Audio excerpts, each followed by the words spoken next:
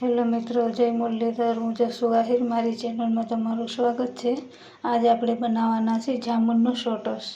સોટસ એટલે મતલબ આપણે ડાયાબિટીસ માટે રામબાણ છે।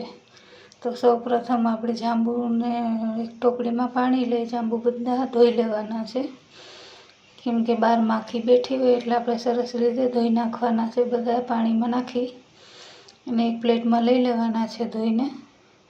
જો સરસ ધોવાઈ ગયા છે, હવે આપણે તેને પ્લેટમાં કાઢી લેવાના છે। બધા જાંબુ કાઢી અને આપણે ચાકુથી એના થળિયા અલગ કરી નાખવાના છે। ઠળિયા અને દાંડલાનો ભાગ ને મોઢાનો ભાગ ત્રણે પણ અલગ કરી નાખવાના। પછી એક મિક્સર જાર લેશું, તેમાં આપણે જાંબુના જે કાઢ્યા પલે નાખી દેવાનો છે। તે પછી આપણે સંચર લીધું, 1 ચમચી જેટલું સંચર નાખવાનું છે। 1 ચમચી સંચર નાખવાનું છે અને આપણે ચાટ મસાલો 1 ચમચી 1.5 ચમચી જેટલો ચાટ મસાલો નાખ્યો છે। તેનો સ્વાદ બહુ સરસ લાગે છે। અને હવે ડાયાબિટીસ હોય તો ખાંડ આપણે એડ નથી કરવાની, નકર આપણે ખાંડ 2 ચમચી જેટલી ખાંડ નાખવાની છે। તો ખાંડ નાખી અને પછી આપણે જરૂર મુજબ પાણી નાખવાનું છે। પીસવાનું છે એટલે પાણી તો જોશે જ। પાણી નાખી અને આપણે મિક્સર પવાલું બંધ કરી અને ક્રશ કરી લેવાનું છે। ક્રશ કરી અને એક ટોપલીમાં આપણે કાઢી લઈએ। સરસ રીતે ક્રશ થઈ જાય છે, તમે જોઈ શકો છો, થઈ ગયું આપણું પલ મસ્ત થઈ ગયો છે।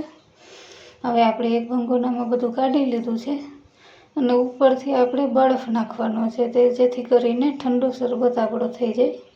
બરફ નાખી દીધો છે। હવે બરફ ઓગળી જાય એટલે આપણો સોટસ તૈયાર થઈ જશે। બરફ ઓગળે ત્યાં લગન આપણે ગ્લાસ લઈ લઈએ।